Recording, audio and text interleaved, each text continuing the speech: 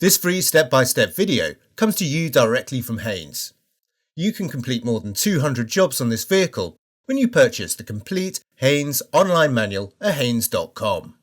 Warning: wait until the engine is cold before starting this procedure. Do not allow antifreeze to come into contact with your skin or with the painted surfaces of the vehicle. Rinse off spills immediately with plenty of water. Never leave antifreeze lying around in an open container or in a puddle in the driveway or on the garage floor. Children and pets are attracted by its sweet smell, but antifreeze can be fatal if ingested. It is important that antifreeze is used in the cooling system all year round, not just during the winter months. Don't top up with water alone, as the antifreeze will become too diluted. Drain the cooling system. With the engine completely cold, remove the expansion tank filler cap. Turn the cap anti-clockwise, wait until any pressure remaining in the system is released, then unscrew it and lift it off.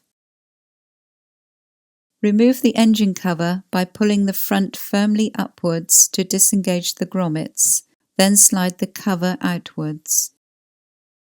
Remove the air inlet fasteners.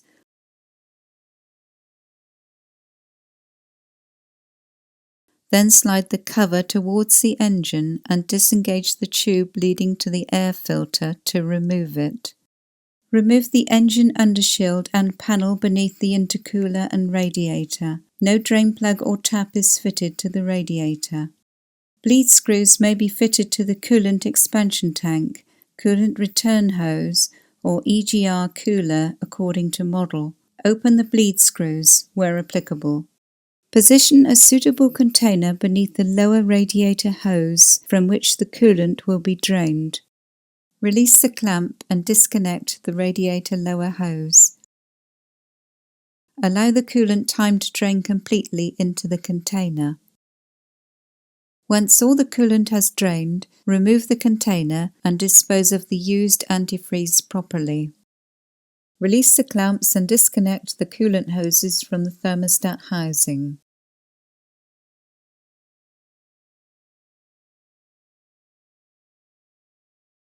Undo the 3 retaining bolts and maneuver the thermostat housing from place.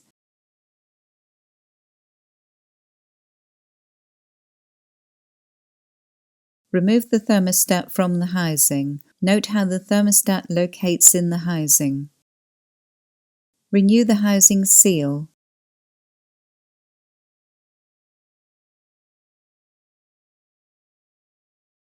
Fit the thermostat into the housing.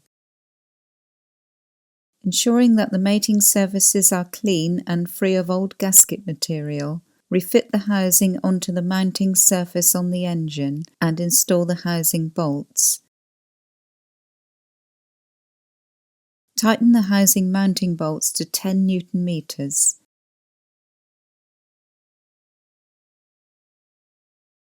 Reconnect the upper and lower radiator hoses and secure the hose clamps.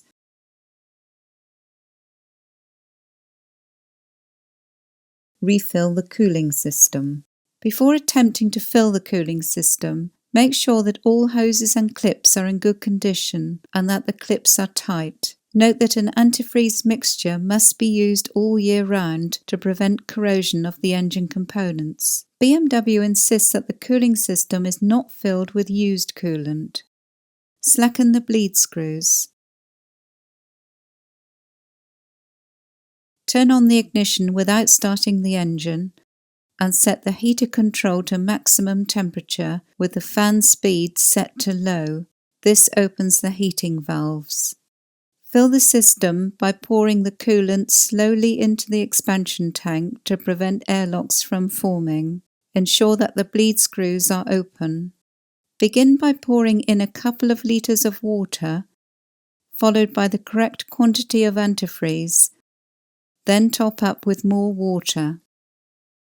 Close the bleed screws in turn when coolant free from air bubbles emerges from each one. Once the level in the expansion tank starts to rise, squeeze the radiator top and bottom hoses to expel any trapped air in the system. Once all the air is expelled, top up the coolant level until the float in the expansion tank rises to indicate the maximum level, as indicated on the top of the expansion tank. Then refit the expansion tank cap. Start the engine and run it until it reaches normal operating temperature, then stop the engine and allow it to cool. Check for leaks, particularly around disturbed components. Check the coolant level in the expansion tank and top up if necessary. Note that the system must be cold before an accurate level is indicated in the expansion tank.